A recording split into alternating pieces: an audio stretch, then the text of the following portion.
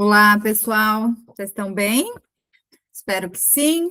Hoje, num formato diferente, estou aqui gravando a leitura para vocês. Então, a gente está indo, né, se encaminhando para finalizar o Neurose, Psicose e Perversão. A gente tem o texto de hoje e só mais um texto para finalizar a leitura dos textos, né, dessas obras incompletas da editora Autêntica. Então, para hoje, né, o texto de hoje, a leitura é do texto A Negação, de 1925, tá? No livro físico, está na página 305. Tá? É um texto curto, um texto curtinho, mas um texto super importante da obra freudiana. Para quem ainda não leu, você já deve ter se deparado, já deve ter ouvido falar sobre o conceito da negação, então é um texto super importante, então segue aí a leitura comigo, porque faz muito sentido, vai te ajudar também a pensar a sua prática clínica, né? Então você encontra esse texto em algumas traduções como a negativa, como denegação, mas aqui a edição da editora Autêntica, eles escolheram utilizar o título A Negação. E o próprio, né, como o próprio nome do texto diz, a negação é algo, né, que o sujeito nega em análise, né? Mas essas negativas, né, essa negação revela muito do sujeito, né? Então, nós, na clínica, nós vamos estar atentos a essa negação, que pode ser, né, o que ele está negando exatamente o que ele quer dizer, né? Tem ali uma intenção secundária, né? Então, pode não estar claro conscientemente, mas inconsciente, aquele desejo, algo, né, está ali, e quando isso vem para a consciência, ele sofre, né, ele tem a censura, né, o superego, do superego, e o superego impede a pessoa de ser honesta, né, até com ela mesma, tá bem? Então, nós faremos a leitura e eu vou fazendo pausas, acrescentando algo que eu considere importante, mas o Freud, ele já começa o texto muito direto, e é um texto curto, um texto de fácil leitura, então vai ser gostoso. Fiquem aí. Então, 305, página 305, eu vou começar a leitura. A maneira como nossos pacientes apresentam os pensamentos repentinos que lhes ocorrem durante o trabalho analítico nos leva a fazer algumas observações interessantes. Agora o senhor vai pensar que eu quero dizer algo ofensivo, mas realmente não tenho essa intenção. Entendemos que se trata da recusa de um pensamento repentino que acaba de emergir por projeção. Ou também, o senhor pergunta: quem pode ser essa pessoa no sonho? Minha mãe não é. Nós retificamos, portanto, é a mãe. Na interpretação, tomamos a liberdade de ignorar a negação e extrair o conteúdo puro da ideia que ocorreu. É como se o paciente tivesse dito: na verdade, foi a minha mãe que me ocorreu em relação a essa pessoa, mas não tenho a menor vontade de admitir que isso tenha me ocorrido. Então, aqui, né, o sujeito, ele não consegue aceitar conscientemente, né, nesse exemplo aqui da mãe, ele não consegue, né, mas o analista, né, nós, psicanalistas, nós estaremos atentos a essa negação, né, a isso que vem, a esse conteúdo que vem em forma de negação. Vez ou outra, podemos conseguir chegar de uma maneira muito cômoda a um esclarecimento procurado sobre o recalcado consciente. Perguntamos: o que o senhor considera mais improvável nessa situação? Em sua opinião, o que lhe estava mais distante naquela ocasião? Se o paciente cai na armadilha e nomeia aquilo em que ele menos consegue acreditar, ele acaba, com isso, quase sempre confessando o correto. Uma bela contrapartida a essa experiência se apresenta pelo neurótico obsessivo, que já foi iniciado na compreensão de seus sintomas. Ocorreu-me outra ideia obsessiva. E a nota do rodapé diz: o mesmo processo está na base do conhecido fenômeno da invocação. Que bom que faz tempo que não tenho a mínima enxaqueca, a minha enxaqueca. Mas esse é o primeiro prenúncio da crise, cuja iminência já se pressentiu, mas na qual ainda não se quer acreditar. Vou voltar lá, no início da página 306. Ocorreu-me outra ideia obsessiva. Imediatamente me ocorreu que ela poderia significar esta determinada coisa. Mas não pode ser verdade. Senão, ela não poderia ter me ocorrido. O que ele rejeita, tomando essa justificativa, que ouviu com atenção no tratamento, é naturalmente o sentido correto da nova ideia obsessiva. Portanto, um conteúdo de representação ou de pensamento recalcado pode abrir caminho até a consciência, sob a condição de que seja negado. A negação é uma maneira de tomar conhecimento do recalcado. Na verdade, é já uma suspensão do recalcamento, mas, evidentemente, não é uma admissão do recalcado. Esse parágrafo é bastante importante, então, grifem ele aí, porque ele traduz esse texto. Eu vou lê-lo novamente. Portanto, um conteúdo de representação ou de pensamento recalcado pode abrir caminho até a consciência, sob a condição de que seja negado. A negação é uma maneira de tomar conhecimento do recalcado. Na verdade, é já uma suspensão do recalcamento, mas, evidentemente, não é uma admissão do recalcado. Então, perceba, né? O conteúdo, né? O que o Freud está trazendo aqui, né? Ele quer chegar à consciência, né? Esse recalcado. E aqui a gente está falando nos casos de neurose, tá? Porque depois a gente vai ver que a neurose é um mecanismo de defesa, né? Aliás, a negação é um mecanismo de defesa da neurose como forma do recalque, né? Então, na neurose, os neuróticos, eles recalcam o conteúdo, né? Então, esse conteúdo de representação ou de pensamento, ele pode até abrir caminho e chegar na consciência, né? Mas qual que é a condição para ele chegar na consciência? A condição de que ele seja negado, né? Porque o superego, ele vai censurar esse conteúdo, né?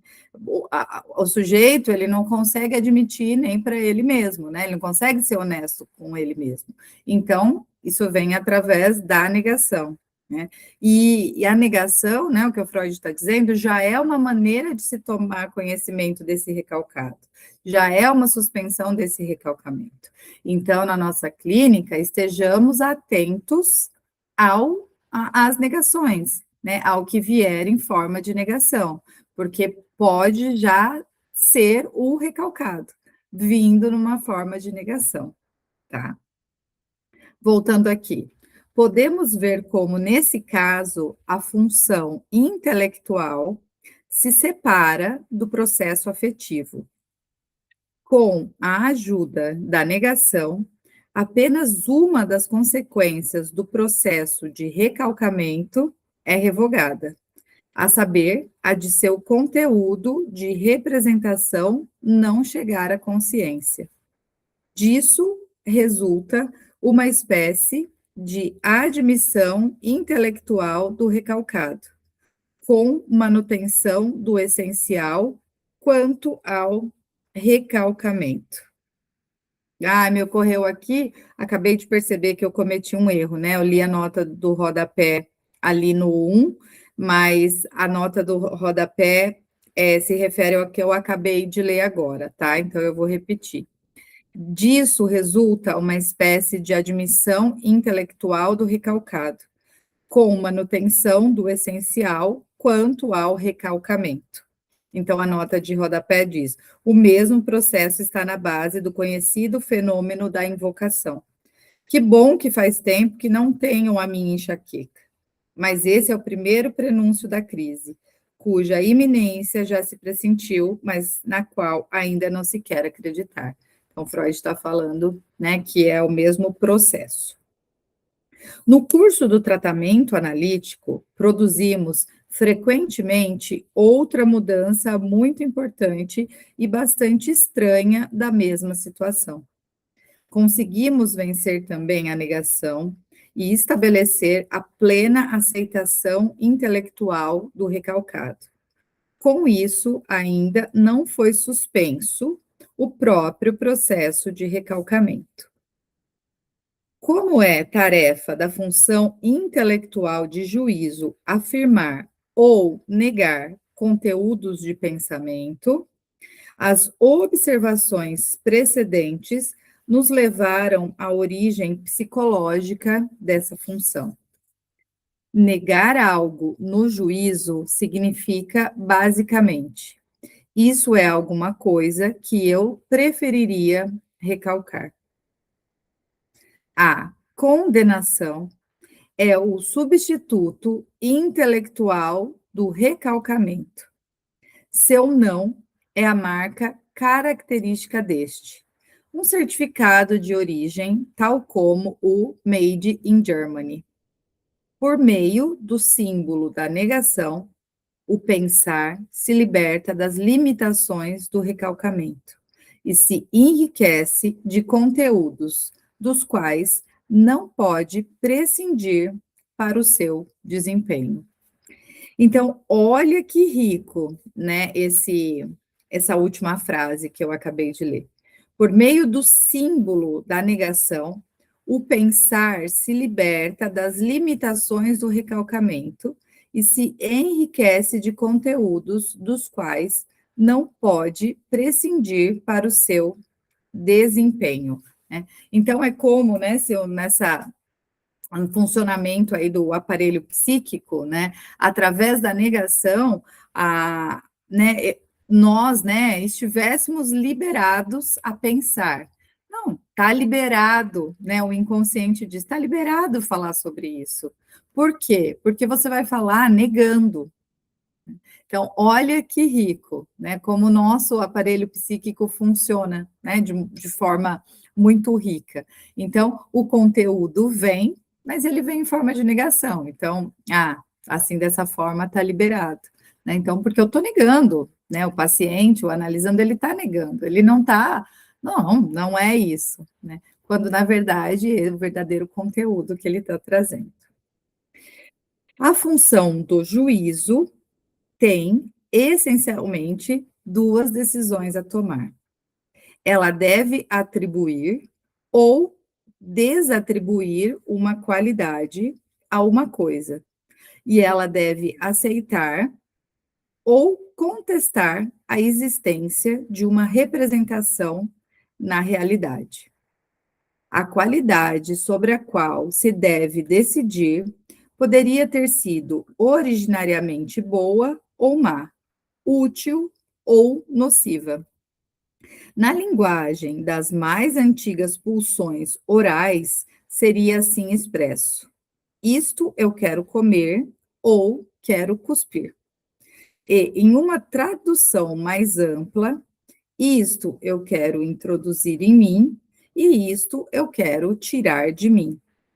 Portanto, isto deve estar em mim ou fora de mim. O eu prazer originário quer, como desenvolvi em outro lugar, introjetar-se tudo o que é bom e jogar fora tudo o que é mal. Em princípio, o que é mal, o que é alheio ao eu e o que se encontra fora dele, é-lhe idêntico. E aí a nota de rodapé do Freud, né, ele coloca a esse respeito as observações e pulsões em seus destinos. Tá? Nosso próximo livro, né, finalizando esse aqui. A outra das decisões da função de juízo, aquela sobre a existência real de uma coisa representada, prova de realidade, constituiu um interesse do eu real definitivo, que se desenvolve a partir do eu prazer inicial.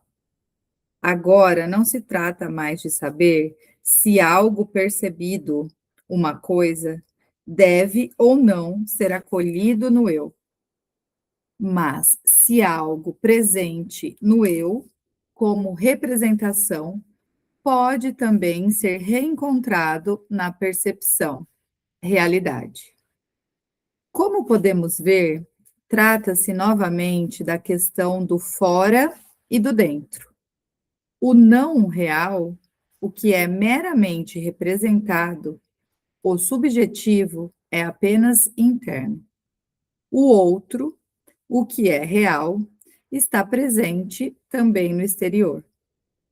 Nesse desenvolvimento, a consideração ao princípio de prazer foi deixada de lado.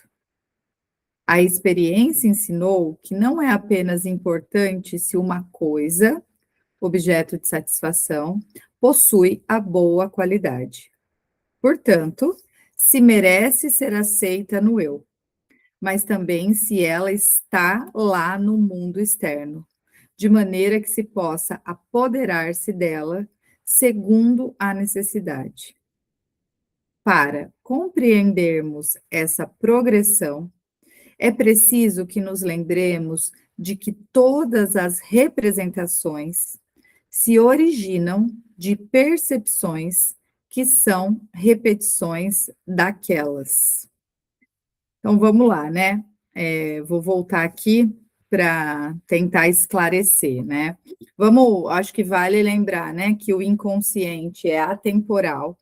O que acontece, né? O inconsciente é atemporal, é algo que está lá recalcado há muitos anos, ele pode voltar como se fosse algo, né? Se o sujeito passa por uma situação parecida, né? Isso pode se associar e esse conteúdo ele pode voltar com o mesmo quantum de afeto, como se isso tivesse acontecido hoje, né? Por isso que o inconsciente é atemporal, né? Não tem uma questão, né, cronológica, temporal ali, né? E aqui o Freud ele está falando, né, do que é representação, né? O que é representação, o que é psíquico, né? E o que é realidade, né? Mas é importante a gente lembrar que a gente vai trabalhar com a realidade psíquica daquele sujeito, né? A gente não, a gente trabalha com o que é dito por esse sujeito, então é o que ele sentiu, é o que ele representou,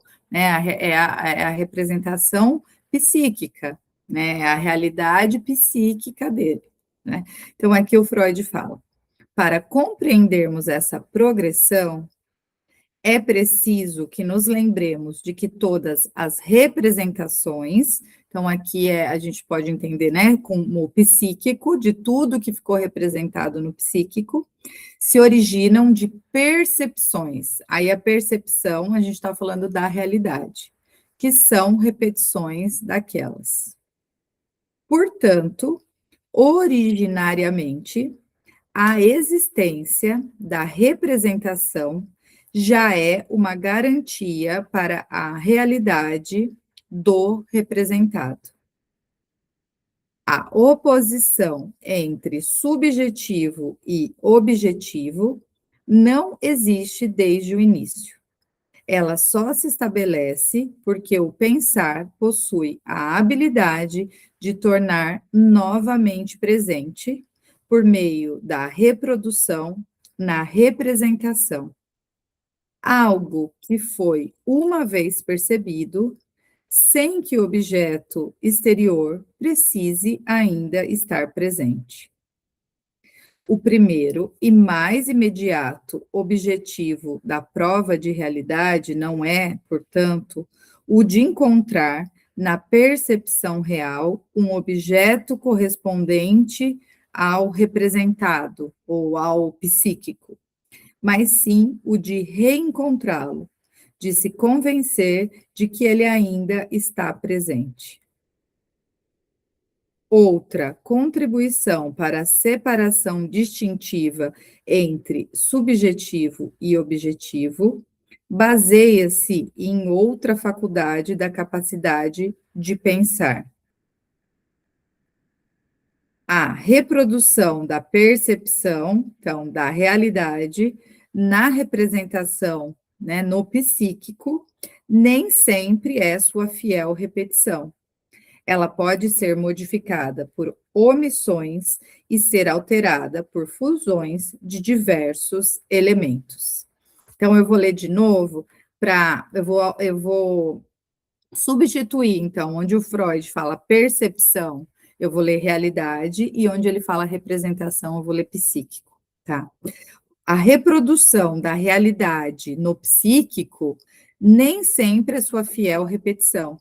Ela pode ser modificada por omissões e ser alteradas por fusões de diversos elementos. Tá? Então, nem sempre o que está inscrito, né, no inconsciente é de fato a realidade.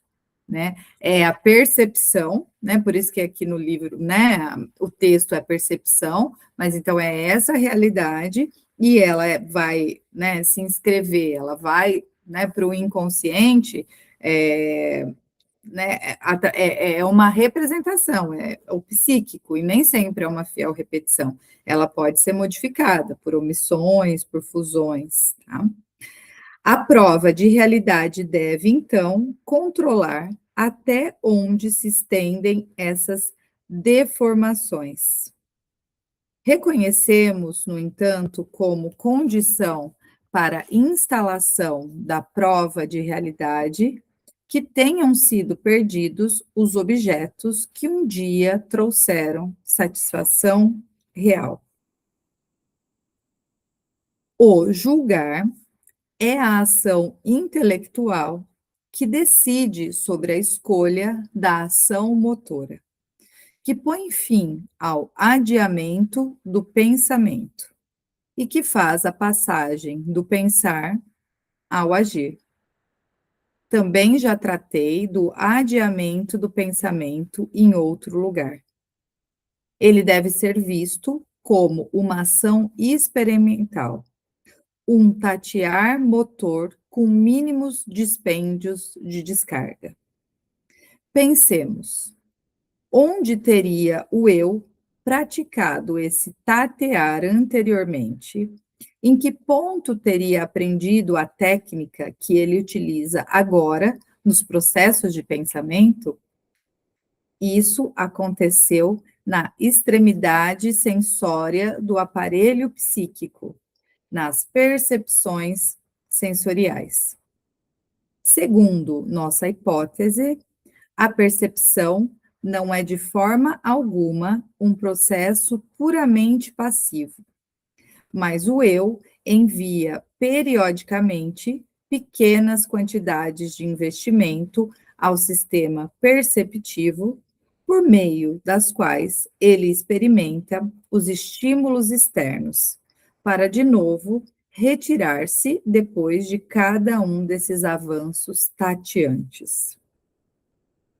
O estudo do juízo nos abre, talvez pela primeira vez, a compreensão do surgimento de uma função intelectual a partir do jogo das moções pulsionais primárias.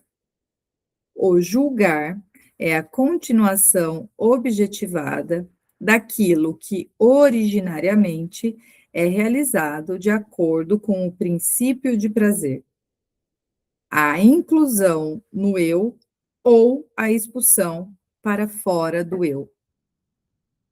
Sua polaridade parece corresponder à oposição dos dois grupos de pulsões supostos por nós.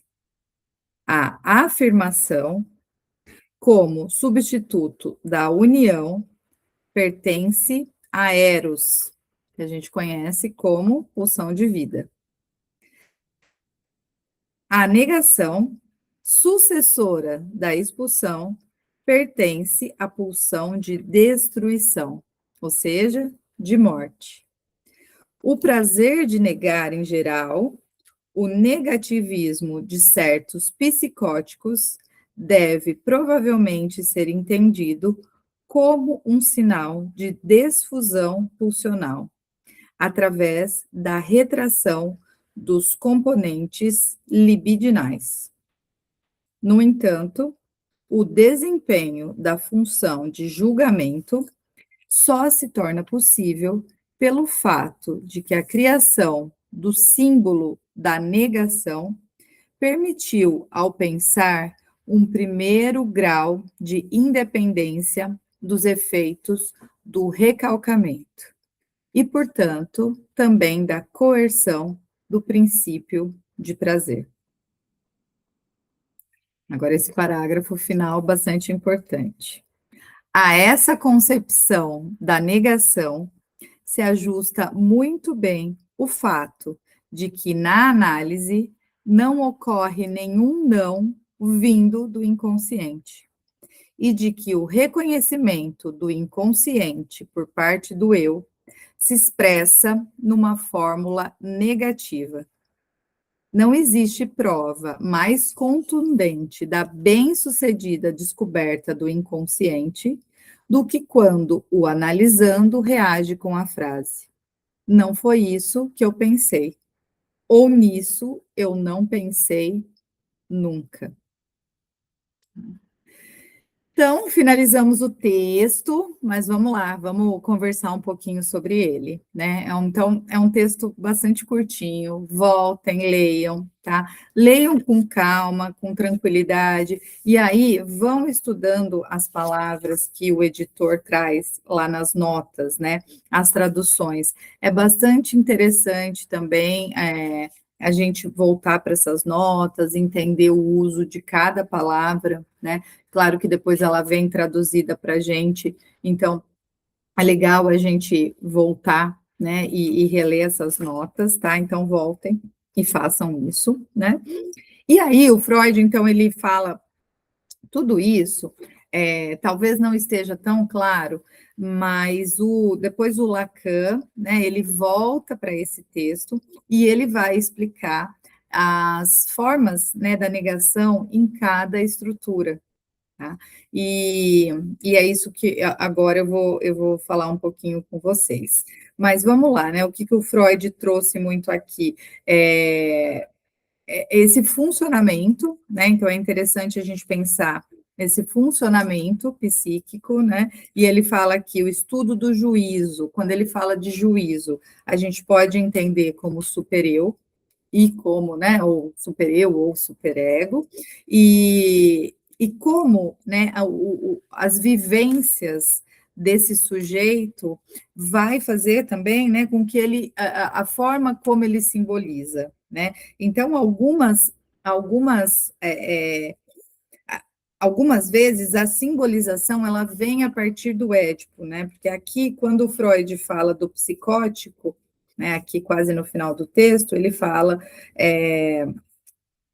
aqui das pulsões, né? Aí ele fala o prazer de negar em geral, o negativismo de certos psicóticos deve provavelmente ser entendido como um sinal de desfusão pulsional, através da retração dos componentes libidinais. Ou seja, né, ele está falando aqui da estrutura psicótica, né? Então, se o sujeito, né, ele não simbolizou lá atrás, ele não vai negar apenas um conteúdo, né? Então, o psicótico, ele nega o geral, e por isso que ele parte, né, até para as alucinações, para os delírios, tá? Mas eu vou explicar, eu vou mostrar um slide que eu vou explicar melhor. Mas depois também leiam as páginas cinzas, que o que é importante destacar aqui, né? Então, tem um exemplo lá da neurose obsessiva, tá no primeiro, segundo, no terceiro parágrafo lá das páginas cinzas, né? Que o editor, ele fala assim: no caso do Homem dos Ratos, há uma célebre passagem em que o paciente se lembra de uma cena infantil em que fantasiara obter o amor de uma menina caso fosse vítima de uma desgraça, quando lhe ocorre pensar na morte de seu pai. Repele essa ideia imediatamente, devido ao seu conteúdo intolerável, mas nunca reconhece que essa ideia pudesse ter o estatuto de um desejo. O conteúdo do desejo recalcado só pôde manifestar-se sob a forma da negação, né? Então, aqui a gente está falando de um caso, né? É o caso dos homens dos ratos, é um caso de neurose obsessiva. Então, aqui está claro, né, no texto da negação que nós acabamos de ler, que esse mecanismo de defesa, o recalque, ele é uma forma, né? Ele funciona para uma estrutura neurótica. Então, o sujeito, ele tem ali o desejo, né? Aqui no caso, né, do Homem dos Ratos, né? Ele né, tem essa cena infantil que ele queria o amor de uma menina, caso fosse vítima de uma desgraça, e quando lhe ocorre a pensar na morte do pai. Então, ele deseja a morte do pai, né? E aí, se só que ele nega isso, né? Então, ele não consegue pensar, né, que ele pensou na morte do pai. Isso é uma negação, né? Então, ele nega que ele pensou nisso. Então, é um caso, né, da neurose obsessiva, né? E outro ponto interessante também, né? Essa última frase, né, que o Freud traz aqui. Não existe prova mais contundente da bem-sucedida descoberta do inconsciente do que quando, analisando, reage com a frase: não foi isso que eu pensei, ou nisso eu não pensei nunca, né? E aí, isso tem aqui também na nota do editor, nós lemos também, quando nós lemos, né, no Fundamentos da Clínica, lá tem o texto, né, Construções em Análise. Então, quem não leu, leiam esse texto, que é bastante interessante, que o Freud ele está explicando o que para a gente, né? Então, tem uma frase que eu sempre digo, que é: desconfiem sempre dos seus pacientes, dos seus analisandos, né? Porque, claro, o conteúdo que eles estão trazendo é uma representação, né? É a realidade psíquica dele, mas não necessariamente aquilo aconteceu, né? Então a gente trabalha, né, com a realidade, né? A gente vai acolher, a gente vai ouvir, a gente vai escutar a demanda, né, o conteúdo, mas não necessariamente, né, aquilo que ele está trazendo aconteceu, pode sim ser uma fantasia, né? E aí é nisso que o Freud ele fala, né? Então é muito não existe prova mais contundente da bem-sucedida descoberta do inconsciente do que quando, analisando, ele reage com uma frase, uma negação, né? E aí o Freud ele foi questionado por isso, né? Então teve, tá aqui, né, nas páginas cinzas também, ó, uma segunda vertente, né, com os nomes de Wistingen e Popper, acusa a psicanálise de ser irrefutável, apoiando-se frequentemente em passagens como a última frase do artigo, né, essa que eu acabei de ler, né? Então, segundo essa crítica, tal posicionamento buscaria tornar as proposições da psicanálise imunes à verificação, já que, cara, eu ganho, coroa, você perde. Então, esses caras aqui que foram, eles queriam dizer assim, ah, então tá, né? Se a pessoa está usando da negação, ele está ele tá, você desconfia dele, porque ele está usando a negação. Né? Então, então, com isso, não, se a pessoa está negando, ela está negando. Né? Eles estão trazendo, né? Não, então, se a pessoa está negando, você vai desconfiar. Então, é isso, né? Então, cara, você ganha, coroa, você perde, né? Mas aí o próprio Freud, ele, nesse texto que eu falei, Construções em Análise, ele fala, né, que assim como o analista não toma o não do paciente por seu valor nominal, também não se contenta com o sim, como critério da validade de uma interpretação.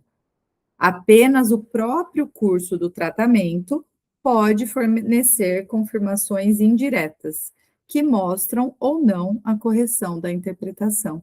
Né? Então, por isso que é interessante ler construções em análise, porque o que é importante é o que você vai construindo com o seu paciente, com o seu analisando ao longo das sessões de análise, né? Conforme o que você vai construindo. Então, você vai estar atento à negação, né? Mas também não vai aceitar o sim, né? É sempre estar atento a isso, desconfiando, confiando, para pegar o que tem ali, ok?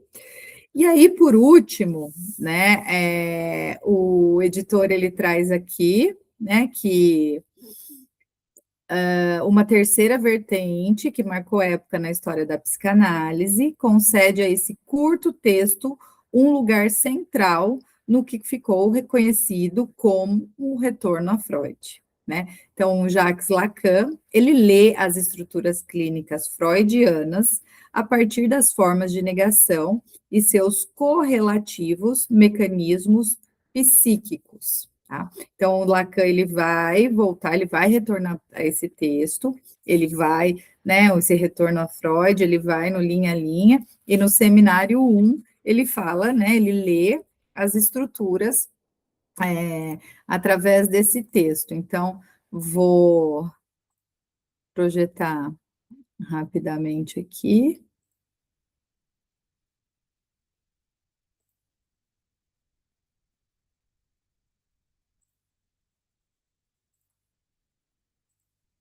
Então, vamos lá, né? Então, a negação é um mecanismo de defesa que permite contato com o recalcado sem aceitação, né? Como eu disse, isso volta, isso vem, mas eu não aceito, né? Eu nego, né?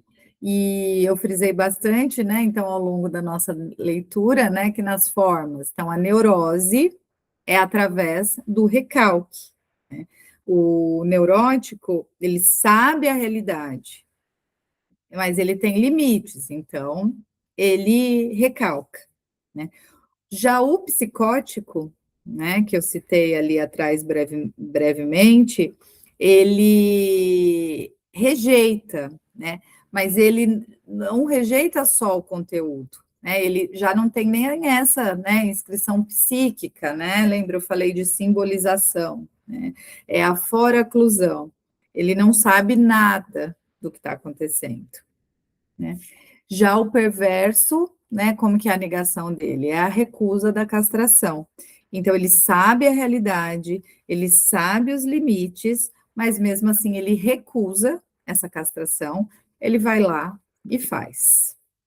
No próximo slide vai estar mais claro, tá? Então, essa forma de negação nas estruturas. A neurose, né, através do recalque, que é esse mecanismo de defesa no qual pensamentos, desejos ou memórias perturbadoras são afastados da consciência para o inconsciente, evitando o sofrimento causado por esses conteúdos. Tá? Então, esse é um ponto, né, que eu falei bastante, né, como funciona o recalque, né, então ele é um mecanismo de defesa, né, a negação na neurose, né, para os neuróticos. Então, para os neuróticos, o conteúdo é recalcado, ele volta, ele é aceitável, o superego permite que ele retorne, que ele venha lá do inconsciente para o consciente, ele rompe as barreiras, mas ele vem em formato de negação. Tá? Na psicose, a psicose a gente tem a foraclusão, né, que é um termo aí do Lacan, que é essa rejeição, tá? Então, é rejeitar esse conteúdo, tá? Não é recalcar, ele não fica recalcado lá no inconsciente, na psicose é rejeitado, tá? O mecanismo de defesa específico das psicoses, onde uma representação ou ideia é ativamente excluída da realidade psíquica e do simbólico, ao invés de ser recalcada, como nas neuroses. Essa rejeição implica uma negação radical, não apenas de um conteúdo, mas da própria inscrição desse conteúdo no inconsciente, resultando em sua reintrodução no real, muitas vezes de forma alucinatória ou delirante, né? Então, para o psicótico é impossível aceitar, né, o conteúdo. Então, esse conteúdo, né, algum conteúdo traumático. Então, ele rejeita, né, e ele se reintroduz no real através das alucinações ou dos delírios. Na perversão, como eu disse, é a recusa. Então, vamos lá, neurose é o recalque, psicose é a rejeição, na perversão é a recusa. É um mecanismo de defesa no qual o sujeito reconhece a realidade de algo, mas se recusa a aceitá-la, especialmente quando essa realidade é dolorosa ou ameaçadora para o ego. É diferente da simples negação, onde a realidade é ignorada, pois no desmentido há uma aceitação parcial, seguida de uma recusa em lidar com as consequências dessa realidade. Então, o perverso, ele recusa, ele não aceita a castração. Ele vai lá e faz, e aí ele não sente culpa. Joia? Então, ficamos por aqui. Eu espero que vocês acompanhem, sigam a leitura. É um texto super rico. Voltem lá, estudem, leiam as notas do editor, procurem, né, outros vídeos, outros estudos, que vai fazer muito sentido. Mas espero que tenha, né, ajudado um pouco aí nessa construção, nesse estudo, né, das obras freudianas. Então, vamos lembrar, né? É importante a gente lembrar, sair daqui de hoje, lembrando as formas de negação nas estruturas. Na neurose, o recalque, na psicose, a rejeição e na perversão, a recusa. Obrigada, e a gente se vê na próxima terça para a gente finalizar o último texto, que é o Fetichismo, de 1927. Um abraço.